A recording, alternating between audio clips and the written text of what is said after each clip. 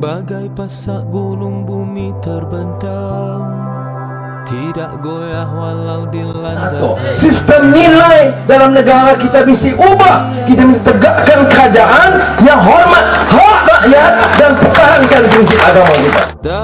Seperti yang dilakukan, nilai dan budaya yang diketengahkan di dalam gagasan Satu Malaysia telah berjaya membentuk kejayaan negara serta kesejahteraan rakyat yang merupakan matlamat kesudahan. Orang-orang yang kami berikan kepada mereka kuasa memerintah negeri, mereka mendirikan sembahyang, mereka menunaikan zakat, mereka menyuruh perkara yang baik, mereka mencegah kemungkaran, dan bagi Allah sahaja balasan segala urusan-urusan yang dilakukan itu. Nak menentu hala tuju negara menjadi negara maju, bukan maju biasa, maju dengan pendapatan tinggi. Itu janji kerajaan Barisan Nasional. Pilihan raya umum, ke mana hala tuju?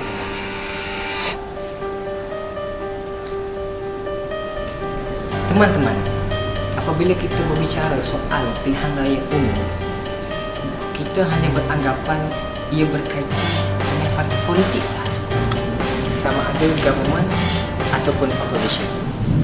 Justru itu, bila kita berbicara tentang pilihan raya umum, sebenarnya ia mencorokkan masa depan. Pada hemah anda, apakah negara yang boleh dijadikan contoh untuk mencorokkan masa depan? Apa kata anda? Jom kita dengarkan. Seperti yang kita sedia maklum, di Malaysia kita mengamalkan konsep demokrasi, dan dalam Islam konsep demokrasi dipilih kerana menepati ataupun mempunyai banyak kesamaan dari sudut rasa-rasa dan prinsip Islam itu sendiri. Negara yang kita mahukan, yang mana seperti disebutkan dalam Al-Quran, negara yang kita mahukan adalah sebuah negara Islam. Negara impian yang saya impikan adalah negara yang mana disebutkan oleh Allah Subhanahu Wa Taala sebagai baldatun thayyibun wa rabbun ghafur. Kebanyakan di antara kita menginginkan sebuah negara yang maju, tapi untuk mencapai negara yang maju itu bukanlah mudah. Di tahap sebagai sebuah negara, kita mestilah memilih negara yang betul-betul mengangkat kalimah la ilaha illallah.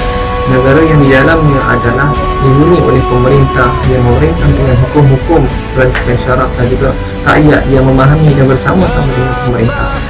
Pengabdian diri kepada Allah Subhanahu Wa Taala, ketua negara atau Perdana Menteri perlulah memainkan peranan yang penting untuk menerapkan sifat ini dalam pentadbiran negara ataupun dalam masyarakat itu sendiri.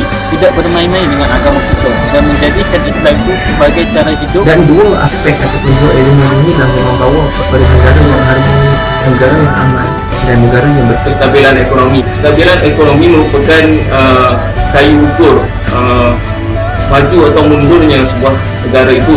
Kerana itulah kita mesti mencari pemimpin yang mana boleh memberi kesejahteraan hidup kepada kita, memberi peluang pendidikan yang baik kepada kita, memberikan amal kebajikan yang baik kepada kita, yang berikan hak-hak kepada kita, dan menggunakan agama Islam, undang-undang Islam itu sebagai yang utama sekali dalam kepimpinan. Islam adalah dasarnya yang mengamalkan syariah dan juga undang-undang yang berlandaskan Al-Quran dan Sunnah.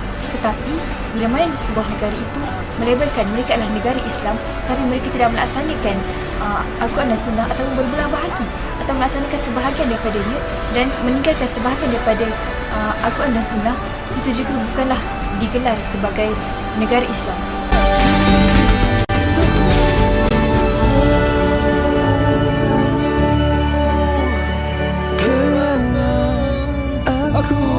PRU 13. Bagaimana masa depan negara?